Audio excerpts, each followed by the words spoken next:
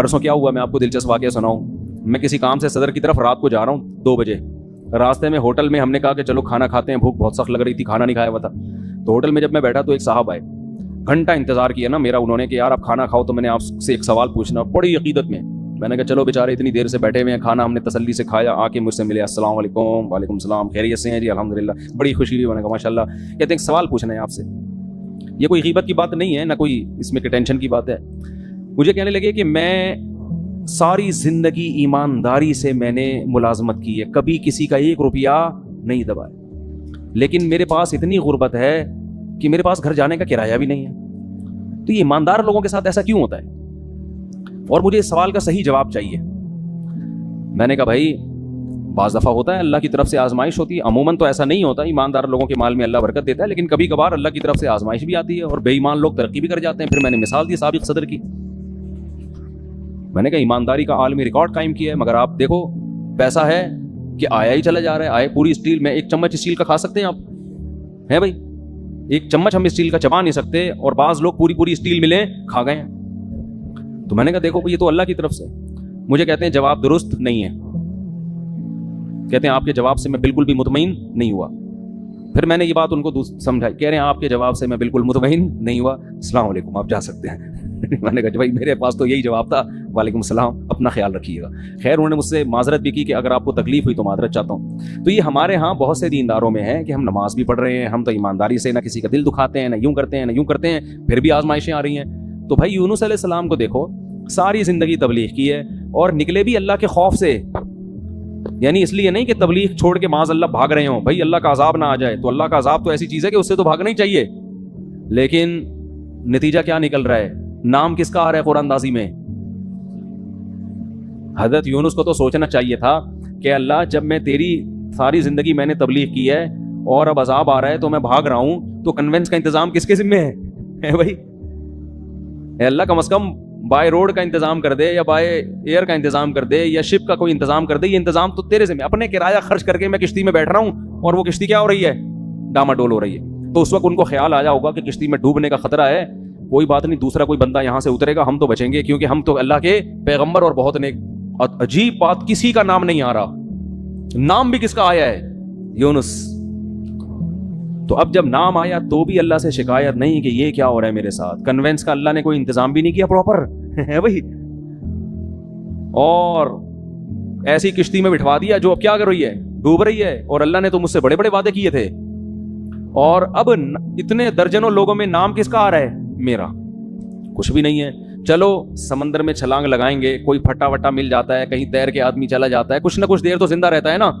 उधर समंदर में छलांग लगाई और मछली मुंह खोल के खड़ी हुई है, ले भाई मछली के पेट में, लेकिन एक हर्फ शिकायत का नहीं आ रहा। कुरान हमें ये सब क्यों बताता है? अल्लाह से अच्छा गुमान रखो, हर गलती अपने खाते में डालो।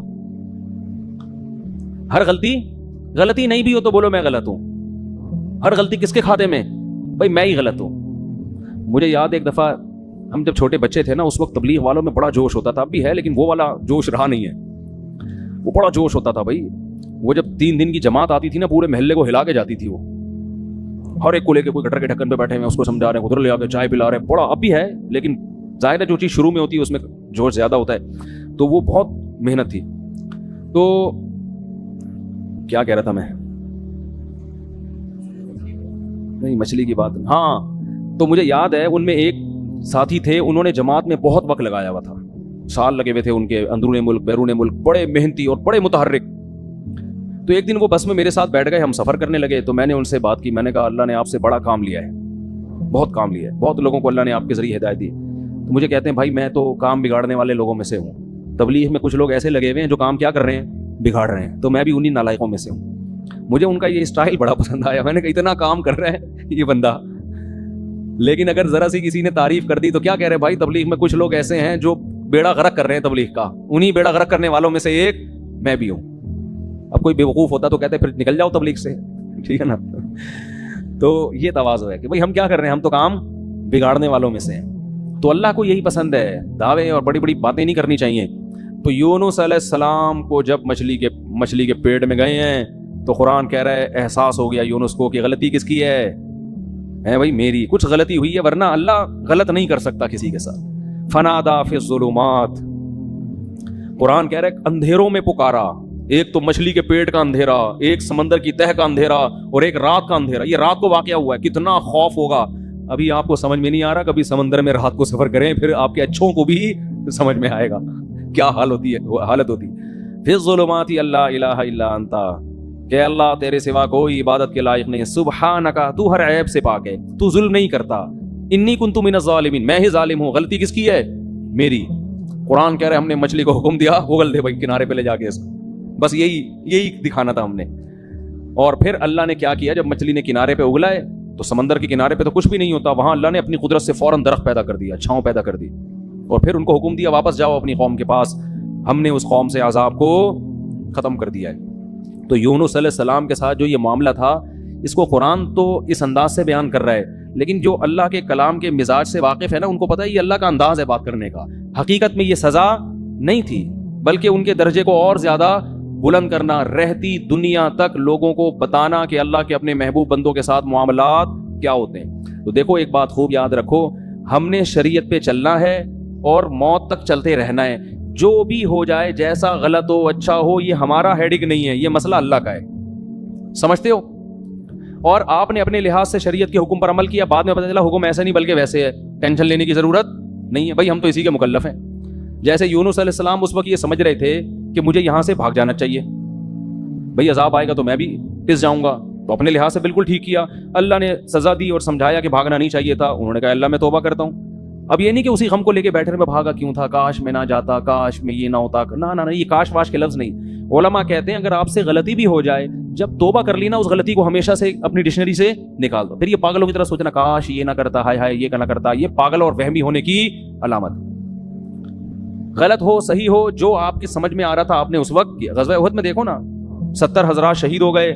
تو یہ نہیں کہ صحابہ بیٹھ کے بار بار یہ سوچ کاش ہم مدینہ سے باہر نہ نکلتے، کاش مدینہ کے اندر رہتے، اس نے یہ بولا تھا، انہوں نے بولا تھا مدینہ سے باہر جاؤ، انہوں نے مروایا ہے، اس نے یوں کروایا ہے، یہ کروایا. قرآن کیا کہہ رہا ہے؟ فَإِذَا عَزَمْتَ فَتَوَكَّلْ عَلَى اللَّهِ. بھائی سوچ سمجھ کے ایک رائے قائم کی، اللہ پہ چھوڑ دو بس. اور دوبارہ بھی یہی ہوگا، مشورے اسی طرح سے ہوں گے. اور اگر مگر کا لفظ استعمال نہ کرو. کتنا صاف پابندی لگا دی نا، آگے بڑھو بس. تو اس میں نقصان ہو فائدہ ہو، کیونکہ اصل آخرت ہے، آخرت میں اللہ نوازے گا آپ کو. تو یونس علیہ السلام کو دوبارہ اللہ نے بھیجا. پھر اللہ نے حضرت زکریا کا واقعہ بیان کیا. وہ بھی غم میں مبتلا تھے. وہ غم کیا تھا؟ اولاد نہیں تھی، پریشان تھے، ساری زندگی دعائیں مانگتے مانگتے مانگتے گزر گئی، مگر اولاد نہیں ہوئی. بالآخر بوڑھے ہو گئے اور بالوں میں بھڑکنے والی سفیدی آ گئی. ایسی سفیدی جو بالکل بال بھڑک رہے ہوتے ہیں نا، سفیدی سے چمک رہے ہوتے ہیں، ایسی سفیدی. بیوی بانجھ بھی تھی اور اب بوڑھی بھی ہو گئی. جوان عورت اگر بانجھ نہ ہو، بوڑھی ہونے کے بعد تو ویسے ہی اولاد کا امکان ختم. اور اگر پہلے سے بانجھ بھی ہو اور پھر بوڑھی بھی ہو جائے، اب تو کوئی چانس ہی نہیں ہے. لیکن دعائیں اللہ سے مسلسل مانگ رہے ہیں. تو اللہ نے کیا فرمایا؟ اذ نادا ربہ، زکریا کو یاد کرو، انہوں نے اپنے رب کو پکارا، رب لا تذرنی فردن، اے اللہ مجھے تنہا مت چھوڑ. حالانکہ آپ کے تو ہزاروں شاگرد تھے، اولاد مانگ رہے ہیں اللہ سے. وانت خیر الوارثین، اے اللہ تو سب سے بہتر وارث ہے. فاستجبنا لہ، اللہ فرماتے ہم نے ان کی دعا کو قبول کیا. ووہبنا لہ یحییٰ، ہم نے گفٹ میں ان کو یحییٰ عطا کیے. پہلے ہی اللہ نے نام بھی بتا دیا. وَأَصْلَحْنَا لَهُ زَوْجًا، ان کی زوجہ کو بھی تندرست کر دیا، اولاد کے قابل بنا دیا. کیوں یہ عجیب کام کیوں کیا؟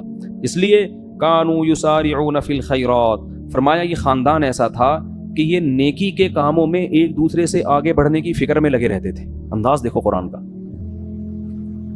ہمارے خاندانوں میں کیا ہے؟ پیسہ کمانے میں ایک دوسرے سے اسپیڈ، ہر آدمی کوشش کر رہا ہے میری اسپیڈ اس سے کیا ہو جائے، صحت میں میری اسپیڈ اس سے زیادہ. جم میں جب جاتے ہیں تو ایک دوسرے کے ڈولے دیکھ کے کہتے ہیں کہ میرے اس سے، وہ جو ٹریننگ دینے والا ہوتا ہے اس سے کہتے ہیں، اشارہ کر کہتے ہیں اس سے ڈبل ہونا چاہوں، ڈبل 1-2 مہینے بعد مجھے اسے ڈبل کر دو. کسی کی فٹنس دیکھ کے کہتے ہیں کہ اس کی کمر نظر تو آ رہی ہے، میری ایسی ہونی چاہیے کہ CID والے بھی تلاش کریں تو ان کو نہ ملے. تو ہم فٹنس میں، صحت میں، دولت میں، ان میں کیا کر رہے ہیں؟ آگے. اگر یہ اللہ کے لیے ہو تو پھر تو ٹھیک ہے، لیکن اللہ کے لیے ہے نہیں نا، مسئلہ تو عیاشی کے لیے.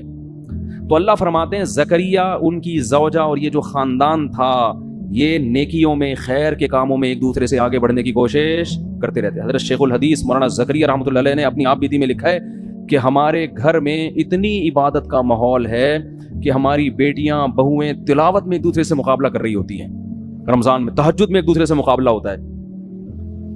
تو یہ جب تک یہ سوچ پیدا نہیں ہوتی نا، انسان کوئی کارنامہ سر انجام نہیں دیتا.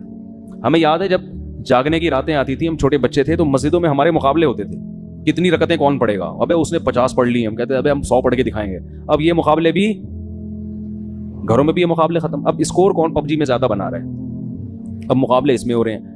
تو آج بھی الحمدللہ ایسے علماء موجود ہیں جن کے گھروں میں تلاوت کا معمول اور عبادت کا معمول. تو اللہ فرماتے ہیں یہ لوگ نیکیوں میں، صدقات و خیرات میں، نمازوں میں ایک دوسرے سے سبقت کرتے تھے. وَيَدْعُونَنَا رَغَبًا وَرَهَبًا، یہ جملہ جو ہے نا یہ پہلے سے بھی زیادہ اہم ہے. اور یہ ہمیں پکارا کرتے تھے جہنم کے خوف اور جنت کی لالچ میں. آج جو ہماری دعائیں ہیں ان میں جنت اور جہنم کا عنصر کم ہو گیا ہے، دنیا کا عنصر زیادہ ہو گیا. ٹھیک ہے، وہ بھی دنیا بھی مانگے اللہ سے، لیکن جس چیز کی جتنی زیادہ ضرورت ہو سب سے زیادہ وہ مانگنی چاہیے. ہمیں سب سے زیادہ ضرورت اس بات کی ہے کہ اللہ ہمیں سیدھے راستے پہ چلا دے. دنیا تو گزر جائے گی جیسی تیسی. تبھی حدیث میں یہ دعا آئی ہے، لا تجعل مصیبتنا فی دیننا، اے اللہ اگر کوئی مصیبت ہمارے مقدر میں لکھی ہے نا تو وہ دین میں نہ آئے، دنیا میں آ جائے. وہ نہیں آ رہی بات. اگر اللہ کرے کہ کہیں مصیبت نہ آئے، لیکن اگر کوئی مصیبت لکھی ہوئی ہے، آنی ہی ہے، تو اللہ اس سے دنیا کا نقصان ہو جائے، آخرت کا نقصان نہ ہو، دین خراب نہ ہو ہمارا. کیوں؟ دنیا مسافر خانہ ہے بھائی، جیل میں بھی گزر جائے گی، ایک دن آئے گا. 1000 سال بھی عمر اگر ہمیں مل جائے نا وہ بھی ختم ہوگی. نوح علیہ السلام کی ہو گئی نا ختم، تو ہماری بھی ختم ہو جائے گی ایک دن.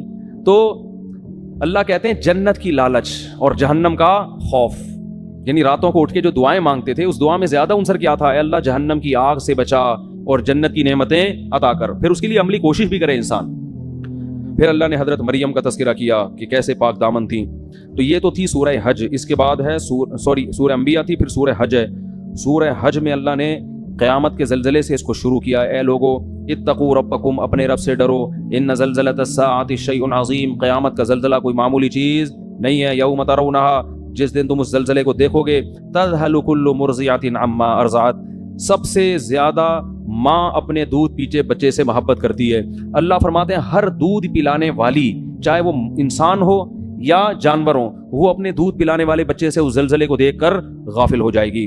وَتَضَعُ كُلُّ ذَاتِ حَمْلٍ حَمْلَهَا، ہر حمل والی عورت یا جانور وہ اپنے بچے کو اس ٹینشن سے گرا دیں گے.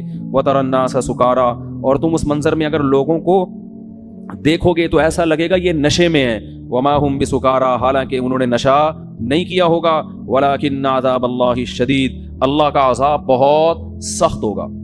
وَمِنَ النَّاسِ، آگے اللہ نے فرمایا یا ایھا الناس ان کنتم فی ریب من البعث، اے لوگو اگر تمہیں قیامت کے زلزلے اور اس کے بعد مرنا اور پھر مٹی ہو کے دوبارہ زندہ ہونے پر یقین نہیں ہے، تم یہ کہتے ہو کہ یہ خدا یہ کام کیسے کرے گا. فَإِنَّا خَلَقْنَاكُم مِّن تُرَابٍ، تو دیکھو ہم نے تمہیں مٹی سے بنایا ہے سب سے پہلے.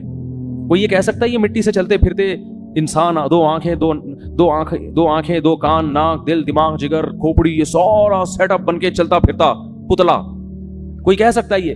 فرمایا ہم نے مٹی سے بنایا. ثم من نطفۃ، پھر اس مٹی کو منی کے قطرے میں تبدیل کیا ہم نے، اس کو دیکھو کیسا عجیب ہے.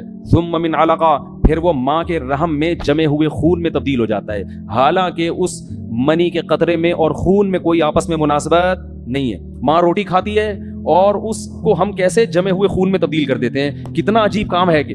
ثم من مضغہ، فرمایا پھر اس کو گوشت کا لوتھڑا بنا دیتے ہیں. بلڈ سے گوشت بنانا بھی کس کا کام ہے؟ اللہ. مخلقۃ غیر مخلقۃ، پھر کیا دوسرے مقام پہ اللہ نے فرمایا پھر ہم اس کے ہڈیاں اور اس کے اوپر گوشت چڑھا دیتے ہیں اور پھر تمہیں ماں کے بطن سے باہر نکال دیتے ہیں. ثم نخرجکم طفلا ثم لتبلغوا اشدکم، کمزور پیدا ہوتے ہو پھر تمہیں پروان چڑھا چڑھا کے لتبلغوا اشدکم، ایک دن جوانی کی دہلیز پہ قدم رکھتے ہو. تمہارے چال میں طاقت، تمہاری آواز میں طاقت، تمہارے بازو میں طاقت، تمہارے سوچنے سمجھنے میں طاقت. ومنکم من یتوفی، کچھ لوگ تو جوانی میں مر جاتے ہیں. پھر اللہ کیا تصرف کرتا ہے؟ یرد الی ارذل العمر، کچھ لوگوں کو سخت بڑھاپے کی طرف ریورس کر دیتا ہے. لکی لا یعلم من بعد علم شیئا، سب کچھ جانتے پوچھتے ہوئے بھی احمق اور بے وقوف بن جاتا ہے. وہ ایسا دماغ اللہ اس کا معاف کر دیتے ہیں. فرمایا کہ یہ اگر تمہیں شک ہے تو خدا کی قدرت کے یہ نمونے تم اپنی آنکھوں سے صبح و شام دیکھ رہے ہو, تو وہ خدا مٹی ہونے کے بعد دوبارہ زندہ کیوں نہیں کر سکتا؟ اللہ کہتے ہیں ایک اور دلیل ہم دیتے ہیں, وَتَرَى الْأَرْضَ حَامِدَةً, زمین کو دیکھو کیسے مرجھائی ہوئی پڑی ہوئی ہوتی ہے, کھود کے دیکھو کہ مٹی گوبر کے علاوہ کچھ بھی نہیں ملے گا. کوئی کہہ سکتا ہے اس میں پانی ڈالو تو یہ سب کچھ اگے گا؟ کچھ ہے ہی نہیں, نہ اس میں خربوزہ ہے, نہ تربوز ہے, نہ انار ہے, نہ انگور ہے, کچھ بھی نہیں نظر آئے گا اس میں تمہیں. لیکن تمہارے رب نے ایسے سافٹ ویئر اس مٹی کے اندر انسٹال کر دیے ہیں کہ فَإِذَا أَنزَلْنَا عَلَيْهَا الْمَاءَ, جیسے ہی ہم آسمان سے پانی اور برساتے ہیں, اهتزت, ایک دم زمین حرکت میں آنا شروع ہو جاتی ہے, وربت, اور اس کا سینہ پھٹنا شروع ہو جاتا ہے, وَأَنبَتَتْ مِن كُلِّ زَوْجٍ بَهِيجٍ, ہر طرح کے خوشنما درخت اور پھول بوٹے اور پھل وہ پیدا کرنا شروع کر دیتی ہے. اسی زمین سے کیسے پھول خوبصورت, کیسے جنگل آباد ہوتے ہیں. ذالک, اللہ کہتے ہیں یہ خدا اس لیے کر رہا ہے تمہیں یقین آ جائے بِأَنَّ اللَّهَ هُوَ الْحَقُّ, کہ وہ اللہ برحق ہے, وَأَنَّهُ يُحْيِي الْمَوْتَى, وہی مردوں کو دوبارہ زندہ کرے گا, تاکہ تم یہ نہ کہہ سکو یہ مردے زندہ کیسے ہوں گے.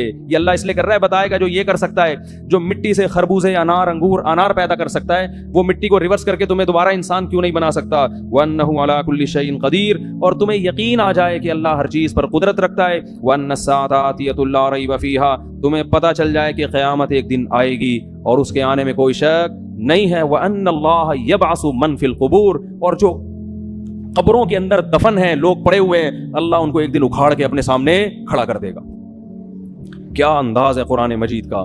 دنیا میں سب سے بڑا احمق اور بے وقوف وہ ہے جو یہ کہتا ہے کہ ہم مٹی ہو کے ختم ہو جاتے ہیں. بھلا کون اس مٹی میں دوبارہ جان ڈالے گا؟ صبح و شام اللہ پانی برسا کے مٹیوں میں ہی تو جان ڈال رہا ہے جو ہم کھا رہے ہیں. یہ انار مٹی ہی تو ہے جو آپ کھاتے ہو, یہ کھجور مٹی ہی تو ہے جو ہم کھاتے ہیں, یہ روٹی مٹی ہی تو ہے جو ہم کھاتے ہیں, گوشت مٹی ہی تو ہے جو جانور نے کھایا اور اس سے گوشت بنا, دودھ مٹی ہی تو ہے, یہ سارے, اور ہم بھی تو مٹی ہیں. مٹی سے کیسے مختلف چیزیں اس نے بنا دی, اس پہ نہیں مان رہے کہ اللہ کی قدرت, اور اعتراض کس پہ کر رہے ہیں, مٹی سے دوبارہ انسان کیسے بنے گا. تو اللہ فرماتے ہیں یہ سب ہم اس لیے تو اپنے قدرت کے نمونے دکھا رہے ہیں تاکہ تمہیں پتہ چل جائے. پھر اللہ کہتے ہیں وَمِنَ النَّاسِ مَن يُجَادِلُ فِي اللَّهِ بِغَيْرِ عِلْمٍ, بہت سے لوگ ایسے ہیں جو اللہ کے بارے میں بغیر دلیل کے جھگڑتے ہیں. کیا جھگڑنا؟ وہی اللہ کہہ رہے ہیں زندہ کروں گا اور یہ کہتے ہیں نہیں ہوگا. فرماتے ہیں ان کا انداز کیا ہوتا ہے, ثانی عطفہ, جب ان کے سامنے اللہ کی آیات تلاوت کی جاتی ہیں کہ تم زندہ ہوگے, تمہیں حساب دینا ہے, تو یہ اپنے پہلو کو موڑ لیتے ہیں وہاں سے. چلو یار کوئی اور بات کرو, یہ کیا قصے کہانیاں لے کے بیٹھ گئے. یہ انداز ہے قرآن کا. ثانی عطف, اپنے پہلو کو کیا کر لیتا ہے, فولڈ کر لیتا ہے, فوراً موو کرتا ہے وہاں. کھانے پینے کی بات ہو, خربوزے کی بات ہو, تربوز کی بات ہو, سموسے کی بات ہو, توجہ کرے گا, ہاں جی ذرا اونچا بولیں, کیا کہہ رہے ہیں آپ. پیسوں کی بات ہو, بحریہ ٹاؤن کی بات ہو, گاڑیوں کی بات ہو, 4 شادیوں کی بات ہو, کرے نہ کرے لیکن سنے گا شوق سے. لیکن جب بات ہوگی کہ تمہیں ایک دن خدا زندہ کر کے حساب دے گا, تو قرآن کہہ رہا ہے ثانی عطفہ, اپنے پہلو کو فوراً کیا کرتے ہیں, موڑتے ہیں. کیوں؟ یعنی ٹاپک کو کیا کرو بھائی, چینج. جیسے ہوٹلوں میں لکھا ہوتا ہے نا, سیاسی باتیں کرنے پر پابندی ہے, پھٹا ہو جاتا ہے نا بعض دفعہ. تو یہی ہمارا مزاج ہے. ثانی عطفہ لیضل عن سبیل اللہ. ایک آیت پڑھ کے بس درس کو ختم کرتا ہوں. اللہ نے فرمایا وَمِنَ النَّاسِ مَن يَعْبُدُ اللَّهَ عَلَى حَرْفٍ, کچھ لوگ ایمان لے بھی آتے ہیں. فرمایا کچھ ایسے ہیں جو مان بھی جاتے ہیں, لیکن ان کا انداز کیا ہوتا ہے, وہ اللہ کی عبادت کرتے ہیں کنارے پہ کھڑے ہو کر. فَإِنْ أَصَابَهُ خَيْرٌ اطْمَأَنَّ بِهِ, اگر اسلام میں فائدہ نظر آ رہا ہے, بہت زبردست مذہب ہے اسلام, واقعی اسلام پہ چلنا چاہیے. سمجھ میں آ رہی ہے بات؟ جب زکوٰۃ لینی ہو